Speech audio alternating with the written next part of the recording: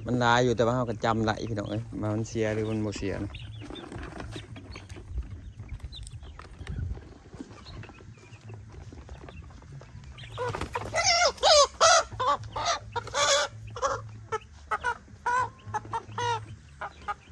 ตีได้นี่พี่น้องเอ้ยนี่แหละรุ่นนี้เนี่ยเนาะบ่ถึงโลหรอกพี่น้องเลยรุ่นนี้ซ้ำนี่พอดีซ้ำพอดีกินเลยจ้ะเสีย7 ตัวได้ไก่พี่น้อง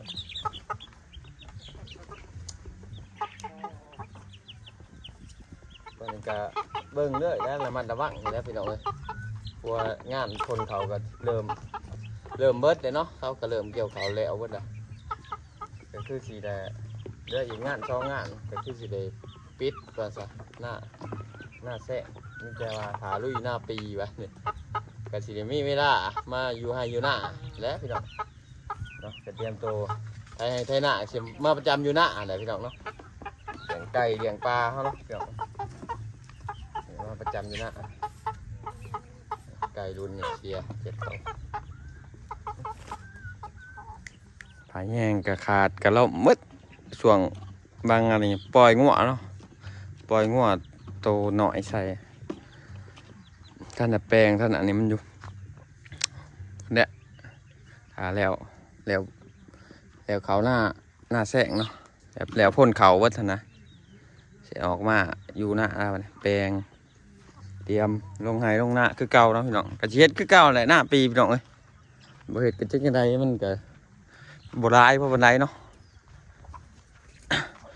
หันหน้าปีนี่อันว่าพ่นเขาแล้วงานรั่วๆแล้วบ่มีเวลาแห้งบ่มีเวลาเห็ดของตัวเองเลยเนาะแต่ว่าคิดอยู่ว่าสิเห็ดหรือบ่เห็ดนะอันบ่เห็ดก็แม่นให้พ่อเห็ดนะพี่น้องเนาะถ้ามันคอยบ่เห็ดก็แม่นให้พ่อเห็ดฝนตกหวานนี่มันซื้อพี่น้องตกแห้งในน้ำจนมีในหน้าเนาะน้ำจนมีน้ำในหน้าบางหวานนี่มันซื้อเห็นว่าจังว่ามันหญ้าก็เริ่มโป่งขึ้นมาได้หญ้าถ้าเริ่มโป่งน้ำแน่เลยนะกินอิ่มแล้วก็แยกย้ายเนาะไก่มันเจ็บตานะไก่ฉันไม่แต่แบบไก่ใหญ่เตะมันไก่ชุ่มน้อย ไปพี่น้องบ้านเราสิเด็ดปิดคลิปไปเพียงแค่นี้เนาะพอกันที่พี่หนาพี่น้องสบายดี